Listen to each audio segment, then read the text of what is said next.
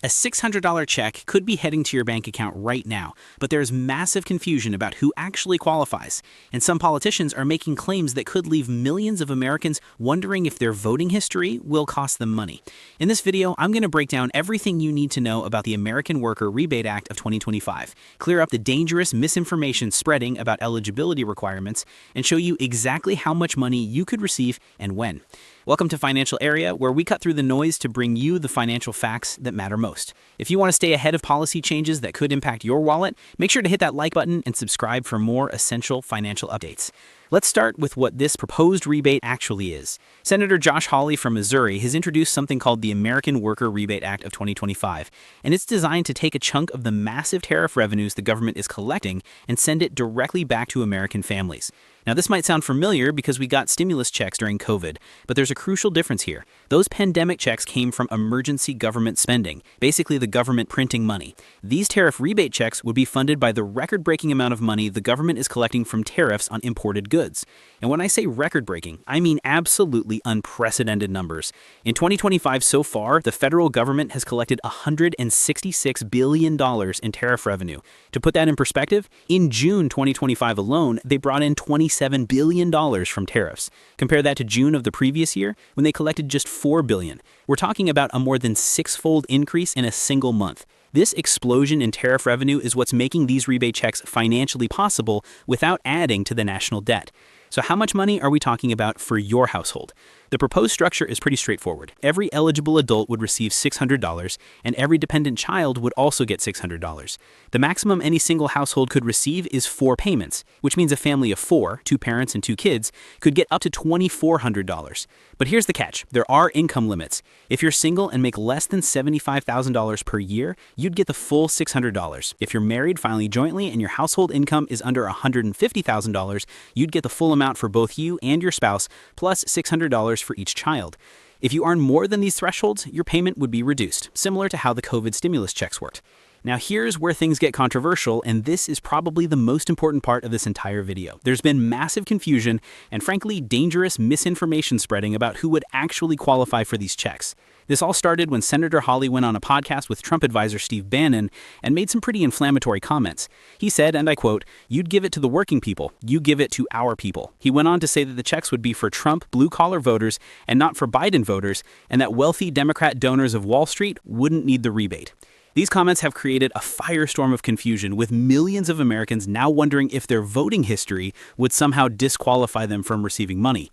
People are genuinely worried that the government would somehow check their voting records before sending out payments. But here's what you absolutely need to know, and I cannot stress this enough. This is completely false. I've read through the actual text of the American Worker Rebate Act of 2025, and there is absolutely zero mention of voting history, political affiliation, or party loyalty as criteria for eligibility. None. Zero. The bill is structured entirely around income limits and household size, period. Every single American who meets the income requirements would be eligible for the $600 check, regardless of whether they voted for Trump, Biden, or didn't vote at all. Your political affiliation is completely irrelevant to your eligibility. So why did Senator Hawley make these comments if they don't reflect what's actually in the law? This is unfortunately a perfect example of how political rhetoric can create massive public confusion. Politicians often make statements designed to energize their political base or grab headlines, but these statements don't always accurately reflect the actual policy they're proposing. Hawley's comments were likely meant to emphasize that the bill focuses on working-class Americans rather than wealthy individuals, but his language about our people and Trump voters created the false impression that political affiliation would be a factor. This is exactly why it's so important to look beyond political sound bites and examine the actual legislation. The reality is that if this bill passes, your eligibility will be determined by one thing and one thing only: your income level. The IRS doesn't have access to your voting records when processing tax returns or stimulus payments, nor would they use such information even if they did.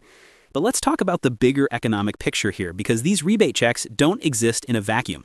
While getting $600 might sound great, it's important to understand the hidden costs that come with the tariff system funding these payments. Tariffs are essentially taxes on imported goods, and while the government collects the revenue directly from importers, those costs almost always get passed down to consumers through higher prices. They're going to raise the prices on those goods to maintain their profit margins. So while you might get a $600 rebate check, you could end up paying significantly more than that throughout the year in higher prices on everything from electronics to clothing to household goods. We're already seeing some evidence of this. Inflation ticked up slightly in June compared to May, though it's still below 3%. Many economists argue that the massive increase in tariffs is contributing to upward pressure on prices across the economy. So the question becomes, does a one-time $600 payment truly offset the ongoing increased costs you'll face from tariff-driven price increases? For many households, the math might not work out in their favor. Now let's talk about realistic expectations for when you might actually see this money. The American Worker Rebate Act has been introduced in Congress, but that's just the first step in what can be a very long legislative process. The House of Representatives is currently on recess until early September, so no formal action is expected until then at the earliest.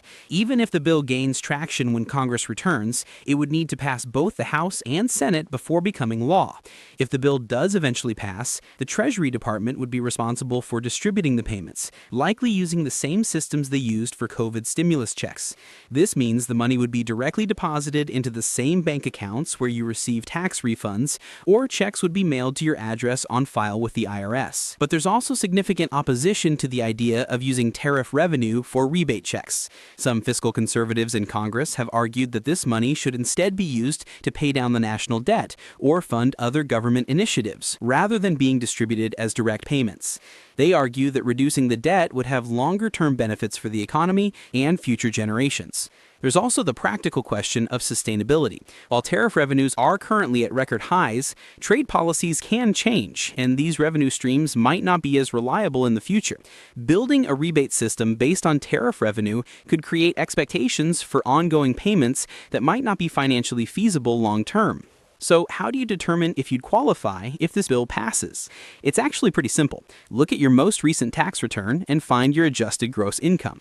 If you're single and that number is less than $75,000, you'd qualify for the full $600. If you're married filing jointly and your combined income is less than $150,000, you'd both qualify for the full amount plus $600 for each dependent child, up to a maximum of 4 total payments per household. If your income is above these thresholds, your payment would be reduced on a sliding scale, similar to how stimulus checks worked during the pandemic. The exact formula for the reduction isn't specified in the current bill text, but it would likely follow a similar structure to previous direct payment programs. If you do end up receiving a rebate check, it's worth thinking about how to use it strategically. While $600 might not seem like a life-changing amount, it can make a meaningful difference in your household budget if used wisely. You could use it to pay down high-interest debt, build or add to your emergency fund, or invest it for long-term growth. Given the potential for continued inflation due to tariff policies, having a stronger financial foundation becomes even more important. The key thing is to stay informed through reliable sources, not political rhetoric or social media rumors.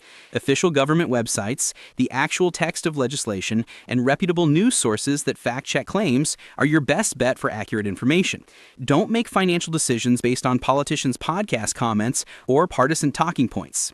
Looking at the bigger picture, this debate over tariff rebate checks is really about much larger questions of economic policy. How should the government use revenue from tariffs? Should it be returned directly to taxpayers, used to reduce debt, or invested in infrastructure and public programs? These are legitimate policy debates that deserve serious consideration beyond the political theater. What's clear is that tariffs are becoming an increasingly important tool in American trade policy, and their effects ripple through the entire economy. Whether you support or oppose tariff policies, understanding how they work and how they affect your household budget is crucial for making informed financial decisions. The bottom line is this: if the American Worker Rebate Act passes, millions of Americans could receive $600 checks regardless of their political affiliation or voting history. Your eligibility would be determined solely by your income level, just like previous stimulus programs. bills. But remember that these checks come with hidden costs in the form of higher prices on imported goods, so the net benefit to your household might be less than it initially appears. Stay engaged in the political process, stay informed about policy changes that could affect your finances, and most importantly, don't let political rhetoric create unnecessary anxiety about your eligibility for government programs. The facts matter more than the sound bites, and in this case, the facts are pretty clear about who would qualify for these payments.